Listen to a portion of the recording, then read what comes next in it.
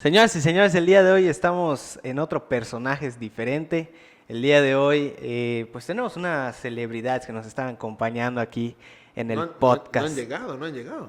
No todavía, pero como no han llegado, pues hay chance de grabar con ustedes. Pues vamos a hacerlo escalonado porque hay que aprovechar las circunstancias, ¿no? El día de hoy tenemos a Mario Herrera Casares, yo te Casares, tengo madre todavía. tiene madre todavía, Aunque, mejor conocido. aunque muchos Aunque opinan lo muchos podrán contrario, decir pero algún insulto por allá, pero todavía tiene madre. Mejor conocido como Cereco. seré collón de allá. Un hombre bastante interesante. ¿No? Ya se ha explicado más o menos cómo sale el nombre, entonces Ya la jugué no y hay todo. tanta necesidad. Hoy la tirada, más que entrevista, es una plática sobre ciertas circunstancias que siempre me han interesado tu opinión, porque veo que eres bastante apasionado con respecto del teatro. Totalmente. El teatro, mi estimado Lalo, ha sido parte de mi vida, de mi esencia. Creo que incluso hasta antes de nacer, porque pues cuando ya revoloteaba ahí con el jefe, pues ya lo veníamos trayendo. Así de, te voy a acercar un poquito el micrófono ¿Cómo nada no? más. Para la gente, ahí vino quién vino. Es su marido de Nohoch que lo vino a buscar. Para la gente a lo mejor que no sabe, los jóvenes, porque más quiero enfocar esto a los jóvenes, que muchas veces nos presentan en redes sociales, en otros lados, la importancia o la relevancia de la familia Herrera, pero normalmente no lo conocemos, hay ese desconocimiento. ¿Cuál es desde dónde empieza la dinastía Herrera? Mi estimado Lalo, la familia Herrera inicia junto con un movimiento fuerte, por llamarlo de una manera, desde que inicia el teatro regional en los tiempos contemporáneos, desde un poco antes del 2000, de 1900, antes, un poquitito antes del siglo XIX, a finales del siglo XVIII, pero realmente, según algunos datos, inclusive de Leopoldo Peniche Vallado en la Enciclopedia Yucatanense, en 1904 empieza este movimiento a gestarse. Recordemos que Yucatán fue una tierra que mucha gente adoptó para venir a vivir, sobre todo por los temas de las guerras que habían en el mundo. Específicamente mucha gente española, había mucha gente que hacía teatro de zarzuela, de opereta. Y pues bueno, la descendencia empieza con don Héctor Herrera Escalante, que era de Canacín, de oficio carnicero. Y él, pues bueno, en sus menesteres diarios veía que habían estas compañías de fuera y pues que la verdad pues la estaban pasando difícil porque Así pues es. eran tiempos complicados y él en una pues obra de buen rollo les llevaba carne, les regalaba carne para que pues tengan para comer y estas personas en una ocasión le dicen, don Héctor, usted es muy amable con nosotros, ¿cómo podemos retribuirle pues eso que hace usted por nosotros? Y él les dijo, enséñeme a hacer lo que ustedes hacen, porque le gustó, le apasionó. Y de ahí para el Real, o sea, don Héctor Herrera Escalante, junto con el Chúcuru Sánchez, el Chinto Méndez, el Flaco Urselay, doña Lucrecia Borges, doña Ofelia Zapata, es esa generación que inician prácticamente a principios del siglo pasado. Y pues que hoy por hoy la familia Herrera, pues ya son 6 generaciones que estamos ahí dando batalla. Somos la única familia que no ha dejado de trabajar en el teatro regional de manera ininterrumpida. ¿Y qué opinas? ¿Cuál es tu opinión acerca de eso mismo a lo que voy, de que la nueva generación muchas veces, o en la actualidad, te voy a hablar un poco de mi experiencia. Yo tuve el privilegio de que mi mamá me llevó al teatro cuando estaba chico, ¿no? De hecho, el primer recuerdo que tengo es de la parodia que le hicieron a La Fea Más Bella, ustedes. Jesús fue en el Teatro Colón. Ese es sí, como que el primer recuerdo que tengo del teatro regional, porque pues es lo que consumo. O sea, hay veces que creo que se debe también a lo que tenemos aquí, que es tan fuerte el teatro regional, que preferimos muchas veces ese tipo de teatro al que comúnmente se ve, por ejemplo, en México, ¿no? O igual se da aquí, que de hecho tengo un amigo igual que es artista y todo es de teatro independiente, y pues se ve mucho la diferencia, ¿no? La gente no va a ese tipo de teatro. Entonces es el primer como que recuerdo que tengo. Tengo también vagamente, no sé si estoy en lo correcto, a lo mejor y no, creo que igual me llevaron a Sueño de Flamboyanes. ¿Cómo no? Igual en el Teatro Colón. ¿En qué año fue Sueño de Flamboyanes? Eh, Dios mío, fue 2007, aproximadamente no. 2000, no, ahorita te digo, 2006, 2006. más o menos, porque fue en la época de Felipe Calderón y inclusive un poquitito antes, más o menos, 2006, 2005, pero no pasa de allá, porque para esa obra, de hecho, es una obra muy antigua, es inclusive una obra española que se llama Los Árboles. Y la primera adaptación que hacen de esa obra pues a un género regional la hace mi bisabuelo Mario Herrera Bates Sacuja. Saludos a los bates. Y claro, obvio. Y le llamó el honorable señor Peck. Ok. Y tiempo después, cuando vino la 33ª Muestra Nacional del Cervantino, Yucatán fue estado invitado y le piden a mi tío Héctor que llevara una obra y es que decide llevar esta obra, hace una nueva adaptación, pero ya él le puso Sueño de Flamboyanes. Pero muy popular también, ¿no? Porque Muy en lo particular es popular. mi favorita de las Sí, que y además de conozco que de ahí. refleja mucho, fíjate, es que hubo una corriente de teatro regional, algunos la catalogan o la llaman como la época dorada, cuando Medis Bolio, este gran y prolífico escritor con Brito en la música, hicieron grandes obras, o sea, Sueño de Flamboyanes, que pues bueno, era el honorable señor Peck, pero fue cuando surge Oro y Sosquil, de Cancab Yenequén, Rosario de Filigrana. Entonces ese tipo de obras eran temáticas inclusive similares, ¿no? De que el hijo que se va a estudiar, que regresa para tener pues como que una posición mayor, se va a la Claro. capital, o sea, todavía Cree, era la creído. capital, ¿no? Hoy podría decir, pues lo mandamos a estudiar a Utah, a Iowa, cosas así, ¿no? Ajá. Pero pues sí, es una obra muy bonita y muy noble. Sí, y a lo que voy es que, bueno, yo ya luego pues fui consumiendo poco a poco y pues ya lo que ahora me toca consumir más, pues es el teatro que hace Kushum, por ejemplo, ¿no? Es el que me ha tocado. Pero mi pregunta es, ¿por qué crees que los jóvenes han perdido a lo mejor esa parte de esa relevancia, importancia que le deben dar al teatro? Porque vuelvo a lo mismo. Creo que el año pasado hicieron en el ayuntamiento una semana en la que celebraron a don Héctor Herrera y estuvieron subiendo algunas obras y todo esto, pero pues veo comentarios de gente grande, veo muy escasa la participación de los jóvenes. Hay gente que solo conoce a Cholo porque tiene su estatua allá en Paseo de Montejo. ¿A qué crees que se deba eso? Yo creo que principalmente a dos cosas. Uno, el teatro Héctor Herrera cierra sus puertas en el 2004. Entonces, de ahí para acá, pues hay una generación completa que no conoció, no tiene el referente de ese tipo de teatro. Y dos, que la generación que continuamos después de Don Mario III, de Madeline Lizama, de Pichculín, de todos ellos que somos Cereco Hinojoch, Taco, Melo, Mactá, somos más o menos esta generación de cuarentones. Ujú. Pues obviamente no existía el tema de las redes y la verdad es que no le dábamos la importancia que se le deben dar a las redes y siempre confiados en el sentido de que no, pues la publicidad te la va a hacer la televisión, te la va a hacer el periódico, porque así nos acostumbramos, pero hoy por hoy es una muestra muy clara que las redes sociales son un mundo paralelo totalmente y muy dimensionado. Entonces yo creo que lo que hay que hacer es lo que estamos haciendo ya algunos, de empezar un caminito nuevamente y mostrarle, porque hoy por hoy hay mucha gente o la generación actual, todo lo que hacen lo consumen en las redes. Sí. Ven música por las redes, bajan música por las redes, leen noticias en las redes, ven televisión en las redes. Entonces todo es digital, entonces todo es en las redes.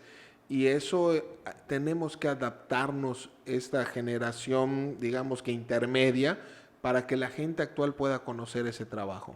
Pero sí crees que en un futuro, con el acercamiento que ya se está haciendo, porque podríamos decir que en una carrera, la gente que no pudiéramos catalogar como teatro regional, pero que se viste como tal, pues va a la delantera, ¿no? ¿Tú crees que en algún futuro ya el teatro regional esté bien cimentado, que regrese esa importancia a la gente, a los jóvenes? Pero bueno, la gente que dices que está a la delantera, ¿por qué? Porque tienen más views o Exposición, exposición sí, en las redes. exposición. En cuestión de los jóvenes. Mira, yo, siendo respetuosamente, y Claro que son sí. un par de ellos los que están, digamos que, punteando, por llamarlo, o han tenido mucha exposición en las redes porque Exposición.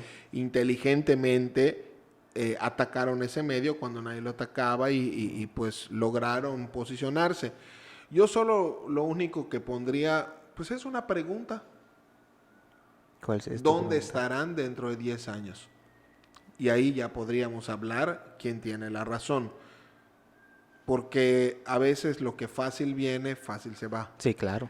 Hay que trabajarle mucho y también es una realidad que hoy por hoy estar en el trabajo de las redes es un tema muy complicado, no muy fácil y que hay que chambearle todos los días. O sea, a veces la gente minimiza un poquitito el trabajo de las redes, pero créanme que no, nosotros que hemos estado del lado opuesto y ahora también, ahora sí que haciendo una fusión híbrida de los dos medios, podemos decir que es un trabajo muy constante para que puedas lograr establecer, ¿no? Entonces yo creo que al final del camino hay que trabajar y también sobre todo hay una responsabilidad de los que hacemos teatro regional familiar, como en el caso de Cushum, como el caso de tus servidores, el poder proyectar más a fondo en las redes lo que verdaderamente es teatro regional, porque la gente sí lo consume, ¿eh? Sí. O sea, consume el teatro regional y hasta lo que les venden como teatro regional que no lo es.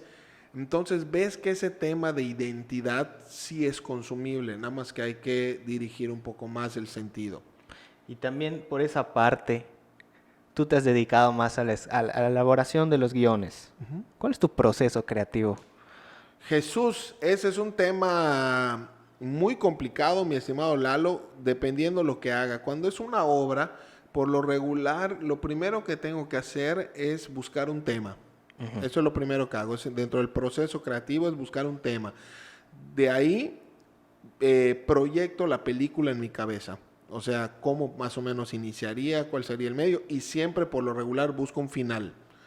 Si sobre la marcha sale algo mejor, lo puedo cambiar, pero ya tengo una base. Y de allá, lo último que hago es sentarme a hacer los diálogos. ¿Consideras que es más complicado, no sé, la elaboración de un guión nuevo a una parodia? Eh, yo creo que es complejo y es similar, ¿no? O sea, por ejemplo, una parodia musical o una parodia de una historia. De una historia en general. Es más fácil hacer, podría la gente decir que es más fácil hacer una parodia, pero es más difícil, dependiendo la parodia que hagas. ¿Por qué es más difícil? Te voy a explicar por qué. Porque en el caso específico de Sereko y Nohoch, tú puedes ver las obras que hemos hecho de parodias como El Rey Chelón, Star Wish, Jaladín o las obras que quieras que hemos hecho en tantos años. Y yo las escribo con una particularidad. Uno, escribo una historia paralela dentro de la misma historia de la que estoy parodiando. ¿Para qué? Para que si tú, Lalo, vas a ver Gordesa, o vas a ver Jaladín, o vas a ver lo que yo esté haciendo, pero no has visto la película, la obra, la serie o lo que sea, te vas a divertir y vas a entender de principio a fin. Ok. Y las personas que ven la serie o lo que yo esté parodiando van a tener el plus porque de verdad, o sea, me soplo las historias. Recuerdo mucho cuando hice Shrek 2 que vi la película alrededor de 60 veces. O sea, al grado de que me llegó a hartar. Cuando hice Iron Man 3 XL, igual. O sea, me llegó a hartar. Entonces, ¿por qué? Porque busco estudio para que cuando tú vayas verdaderamente sea una parodia. Ojo, porque luego muchos solo utilizan el título y vas a ver y no sale nada de lo que están anunciando. ¿Y si te ha llegado a hartar alguna película de que no, no que te harte, que no te guste, pero como es la que jaló, la tengas que ver y ver y ver y ver y ver y hagas la parodia? No me ha pasado eso, pero por ejemplo la de Iron Man, me gusta mucho el tema de Marvel, Ajá. pero precisamente hoy te veo todas menos Iron Man 3. Ya llegó el odio, ¿no? O sea, ajá, me llegó a fastidiar, o sea, donde Claro. salía el El supuesto, mandarín. el mandarín, así, ay, así ya me fastidió. Oye, ¿y quiénes son tus inspiraciones a la hora de escribir? ¿Qué dices? Estos me he metido a fondo a estudiar cómo desarrollan el personaje, cómo crean el arco del personaje y toda esta parte. Yo creo que un escritor como tal no tengo influencia sobre mis escritos. Me gusta mucho la comedia que pues obviamente que se ha desarrollado en mi familia, como escribía mi bisabuelo, mi tío Héctor, algunas cosas mi papá. Y me gusta mucho a veces un tipo de comedia, me gusta que la comedia sea pensante. Soy muy fan de un grupo argentino que se llama Le Luthiers, y que es una comedia muy pensante, pero a veces hay tipos de comedia que no te funcionan. Claro. Entonces, a veces tienes que jugar un poquitito con este tipo de situaciones, porque pues además, o sea, hay muchos formatos, comedia del pastelazo, comedia de situación, comedia de enredos. No tengo como tal una influencia a la hora del escrito. Pero sí, cuando en una obra un chiste como que no funciona, se modifica, ¿no? En el proceso. Sí, hay una parte que le llamamos los ensayos o las primeras funciones son para quitar la paja, que es lo que estorba de los libretos, y a la par se retroalimenta porque a veces salen, le llamamos morcillas a los chistes que no están en el libreto y se retroalimenta la obra y queda mucho mejor. Hay cosas que quitas. Y también ha pasado, de que dices, este chiste va a ser un trancazo. Y luego no se Nah. ríe ni mi mamá. Y hay otros que los pones así como notas de paso en la música y tú Ajá. dices, pero nada, y boom, y son un trancazo. Entonces, la comedia es algo indescriptible, que nunca vas a poder tener como dicen, el hilo negro. ¿Y qué decía Cholo de sus obras? De las mías, de las de mías Sí, con mi hermano, pues eh, mi tío Héctor fue una persona muy difícil en el sentido como crítico, por la figura que por la se figura, creó, ¿no? pues por lo que él representaba y Claro. sigue Sí. representando, porque ha sido uno de los de don Daniel el Chino Herrera y don Héctor Herrera Cholo, son los máximos exponentes que ha dado nuestra familia. Que hay ese debate sobre que el chino ha sido como que el más grande, ¿no? Y otros que, El que ha logrado más a nivel nacional e internacional, pues sin duda es don Daniel Chino Herrera. O sea, con base en números, en logros. Pero lo que logró don Héctor en Yucatán, pues es más grande. Entonces, hay situaciones que sin duda alguna, eh, don Héctor era un poco difícil en eso, pero con esto te voy a contestar tu pregunta. Don Héctor, cuando Yasmín compite para diputada, pues no tenía quien pudiera hacerse cargo del Teatro Colón, porque él era el empresario del Teatro Colón, él lo había arrendado. Entonces, ¿por qué? Porque la obra que pusiera tenía que ser una obra que cubriera a don Héctor Herrera a Cholo. don Héctor Herrera Cholo, que cubriera el estilo de don Héctor Herrera Cholo, que cubriera ese estándar. Y esa obra se llamó La gorda más fea. Ah, mira, tremenda hora. ¿Eh? Esa obra fue. Y los que lo conocen, pues mi tío Héctor no era una persona que, ay, voy a ir todos los días al teatro. Creo que aproximadamente vio esa obra como unas 5 o 7 veces. Y específicamente hacíamos un sketch, que es un sketch muy carpero, muy antiguo, que se llama El Extra, que lo han hecho pues todos en mi familia, y llegó un momento en que mi hermano y yo lo hemos adoptado y le hemos pues ahora sí que puesto nuestro estilo, Y cuando lo hicimos nos daba mucho temor porque estaba don Héctor en el público. O sea, y es un sketch que él hacía con mi papá y con mi tío Fernando y decías, ¡guay! Y siempre tuvo palabras positivas, muy bien, sobrinos, mae, mis respetos, te recomiendo esto, pero esto está perfecto porque es el estilo. O sea, son las cosas maravillosas que se lleva uno en el alma como enseñanza. O sea, fue duro convencerlo, ¿no? Sí, la verdad que sí, pero te repito, el simple hecho de que él pensara en nosotros para ocupar su sede momentáneamente, pues ya es un tema de mucho orgullo. Sí, claro. Y dando así un brinco espectacular hasta el centro del país rápidamente, ¿cuál es tu opinión, Cereco? Tú te considero un gran escritor, digo, es muy difícil escribir obras y todo que funcionen. ¿Cómo consideras como escritor o como productor, como creador, a Roberto Gómez Bolaños?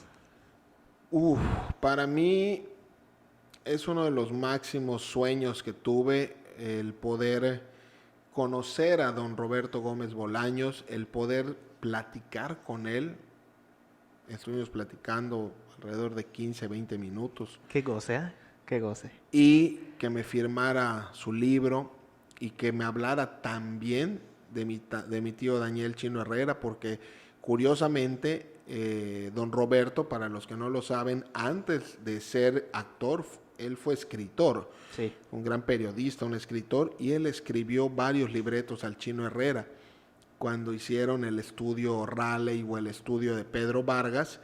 Y para mí, uno de los mejores escritores, como te decía, hay varios géneros y él, digamos que manejaba el género llamado, denominado connotativamente el género del pastelazo, el golpe en la cara, el pelotazo, el pastel, pero a veces muchos lo minimizan, pero no, porque hay que tener un timing tan exacto para escribir eso que no es fácil. O sea, de verdad no es nada fácil y para mí es uno de los mejores escritores que ha dado el país en todos los sentidos, porque además basta con observar los capítulos y ves cuando a veces metía las cosas de los sentimientos, la sensibilidad de que la pobreza o que no Claro. tiene hambre, o sea, te cala muy bien y luego hacía muy bien el rompimiento para meterte nuevamente a comedia y no quedarte triste. O sea, la verdad es que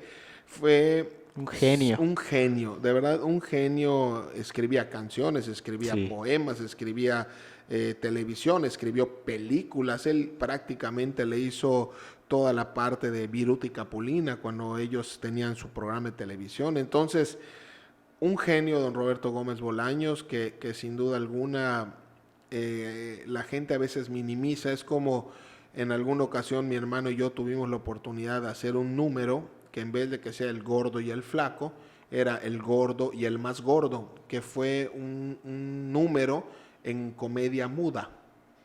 Qué difícil es, sobre todo cuando ya te acostumbraste a hablar, el cerebro en automático, en inconsciente, te ir a hablar y escribir para hacer comedia muda es más difícil todavía porque todo es situacional. Entonces son esas cosas que a veces no se valoran mucho de la dramaturgia, pero es muy importante. Yo diría que es un 50-50 la dramaturgia y el actor. ¿Y por qué consideras, rápidamente me gustaría hacer este análisis, por qué consideras que en México no es tan famoso, tan popular? Famoso sí, popular no. O sea, al día de hoy un fan de Chespirito se ve mal ante la sociedad. O sea, lo ven como que, güey, ¿por qué te gusta? ¿Sabes? Está viejo, ya pasó de moda. Siendo que en otros países, por ejemplo, en Brasil sigue siendo el boom del boom del boom En del toda boom. Latinoamérica. De hecho, por las cuestiones del tiempo, pero basta con que tú observes, por ejemplo, el Twitter del señor Edgar Vivar. Ah, sí, ojalá algún día lo podamos entrevistar. Cuando quieras, fue nuestro padrino del aniversario Porque del de hecho programa. no estoy mintiendo, ¿ah? ¿Eh? Ahí está su nombre. ¿Eh? Ahí está su nombre. Fue nuestro padrino y Por un favor, por favor. personajazo, don Edgar Vivar. A mí me llama mucho la atención porque de repente tenemos comunicación y en su Twitter hoy amanecí con, no sé, 500 seguidores menos y te pone un mapa de donde te indica unos de Brasil, unos de aquí, unos de aquí. Y dices, Claro. es impresionante Claro. porque además no tengo el dato exacto y no quiero errar, pero ni siquiera fueron tantos capítulos del Chavo, ¿eh? No, no, no, no, no. Y No hay sé. muchos que se repitieron. Y entonces Se repitieron. es impresionante el alcance que hoy tienen. Lo que pasa que a veces, desafortunadamente en México, pasa el tema de la ¿Será- metáfora de la cubeta de cangrejos, será ¿no? malinchismo De también? jaivas, sí.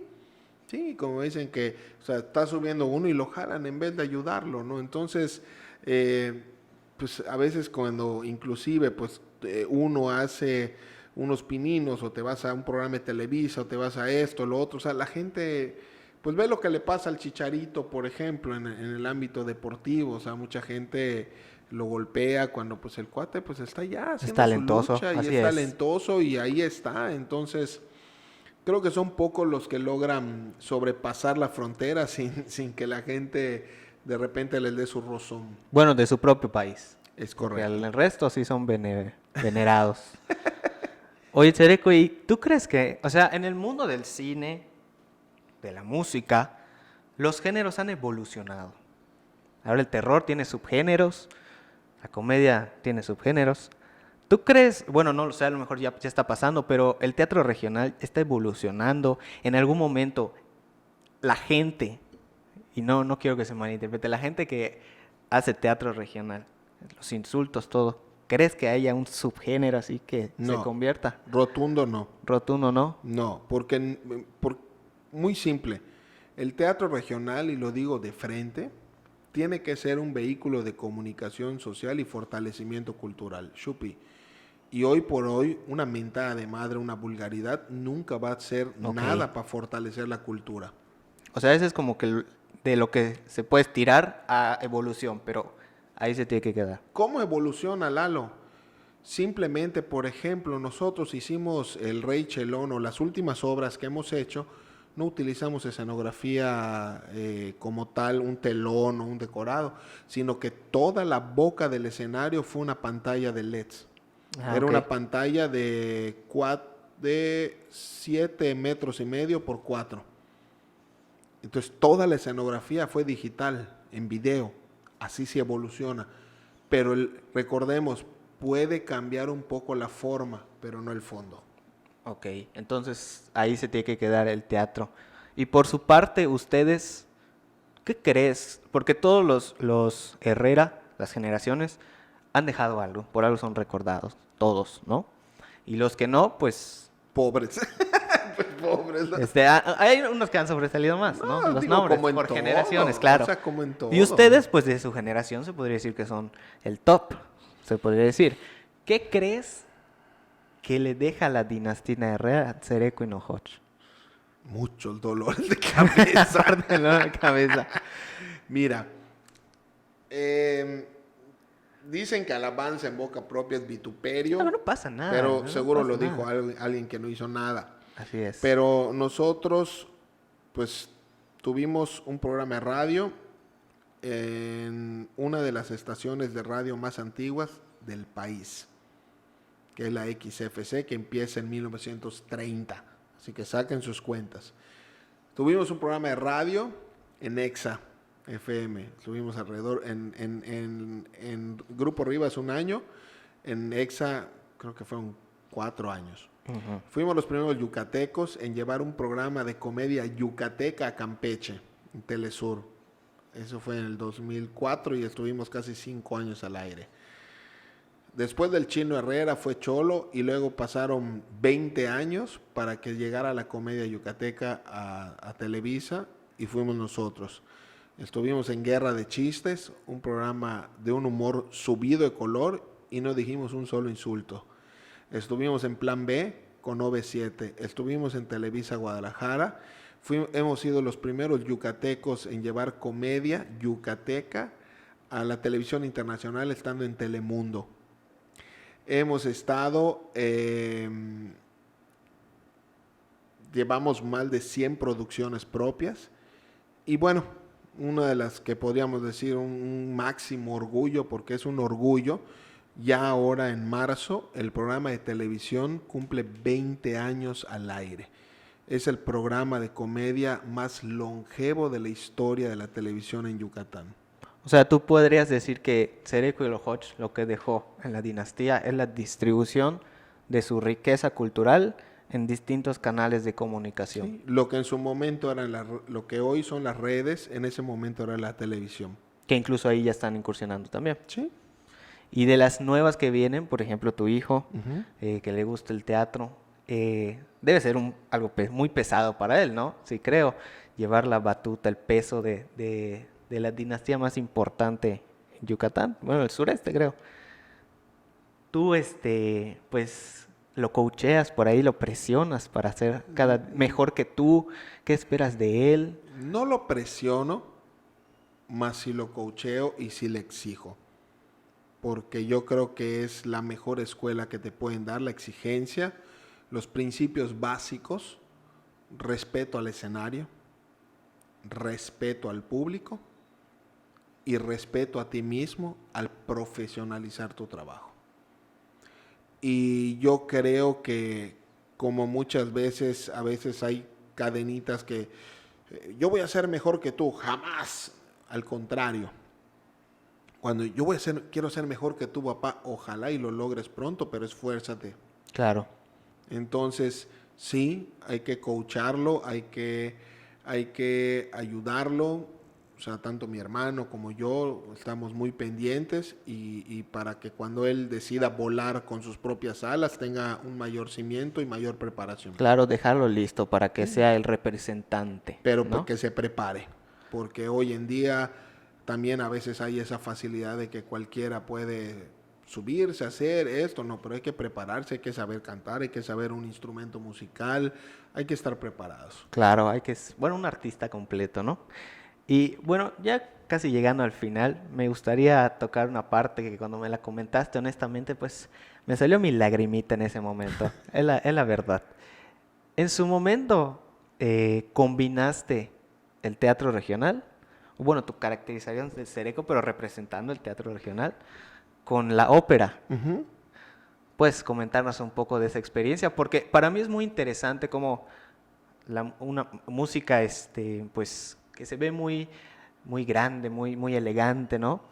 Que se ve muy distante, Muy lejana, muy a lo lejana popular, ¿no? a lo popular, pues se combine con algo que también tiene mucha riqueza cultural y que no sea... O sea, para mí sería como que para que salga en todos lados, ¿no? Porque debería ser algo impresionante. O sea, yo lo veo como que, wow, o sea, es poner en alto algo que nos representa a nosotros como yucatecos. Sí, de hecho, fíjate que, pues bueno, a lo largo de todos estos años de carrera hemos combinado muchas cosas. Yo estudié ciencias de la comunicación, mi hermano es músico y hemos hecho muchas cosas innovadoras o siempre buscando innovar. Recuerdo cuando salió la película de Titanic, nosotros hicimos un evento en el Teatro Manzanero en el 2000 y proyectamos allá una parodia del Titanic y se llamó el Titaná. Y hicimos una mezcla de imágenes que nosotros grabamos con imágenes de la película. Claro. Hoy en día pues es algo común y sobre todo con los editores que hay, pero te estoy hablando de hace 20 años, 19 años. Y la gente así súper sorprendida y siempre hemos ido innovando y haciendo cosas, sobre todo con la música, en que mi hermano es músico y a mí en lo personal siempre me ha gustado el bel canto. Y en una ocasión surgió porque es una realidad de que a veces mi hermano me dice, es que no podemos hacer lo que nos gusta siempre, sino lo que a la gente le gusta. Y hay cosas que, porque de repente queríamos meter unos números musicales y él con muchos sincopados en la música y lo sacó y de repente igual decía, no, vámonos a lo popular, esto no lo entiende muchas veces nuestro público, Sí, cosas así. lo entiendo completamente. Y cuando un día, porque era tanto mi gusto que nada más de loco hice una parodia de la Traviata de Giuseppe Verdi, pero en vez de cantarla en italiano hice la parodia y se llamaba El Chocnac del Puyul. Que yo no sé quién es Lucete Verdi, pero Giuseppe Verdi así aprendemos poco es a uno de poco. los escritores más prolíficos dentro de la ópera. Y bueno, de esta ópera, La Traviata, y pues bueno, hice esta parodia. Y a raíz de eso nos escuchan y se van haciendo otras cosas y conjuntamente con el maestro Miguel Mena, este gran tenor yucateco, empezamos a tomar clases para hacer un proyecto y luego cantamos La Donna Mobile en un aniversario del programa, pero la cantamos en italiano y la gente así como que, ¿Qué están haciendo? o ¿no? sea, pero para empezar hay que estudiar. Entonces, lo que te decía, que a pesar de los años que llevas caminado, todavía volver a estudiar y empezar de nuevo para siempre ofrecerle a la misma gente. Y de lo último que hicimos, O Sole Mio, igual en italiano, y cantamos igual una pieza que canté que se llama Vesti la Giuba, que es un área de Pagliacci, que es muy difícil. Entonces, otro logro, somos los únicos comediantes yucatecos que han sido solistas con la orquesta de cámara del Ayuntamiento de Mérida. Que es ese video que me mostraste, Ese ¿no? es uno de los videos. Entonces, y tenemos un proyecto ahí guardado donde vamos a hacer totalmente en un género de opereta, o sea, es una comedia con ópera, en donde vamos a hacer algo muy interesante, muy internacional y muy loco, que se van a sorprender. O sea, es una de las cosas que se vienen, ¿no? Dentro de algunas cosas, sí. No, pues sí, yo honestamente cuando lo vi, pues sí me dio sentimiento, porque pues está padre, ¿no? Que haya esa combinación que yo creo que para los jóvenes es muy interesante y creo que es una apertura muy grande. Muy grande y abarcas otro sector y sobre todo eso, Lalo, no dejarse de mover y no dejar de prepararse.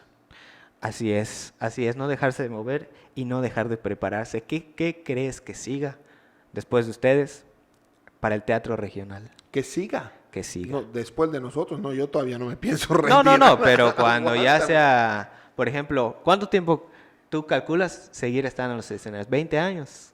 Pues yo creo que sí, digo, hasta donde Dios quiera, 20 años, yo cumplo 45, entonces Ah, bastante bien. más o menos por ahí está la jugada. Esperemos que siga fortaleciendo.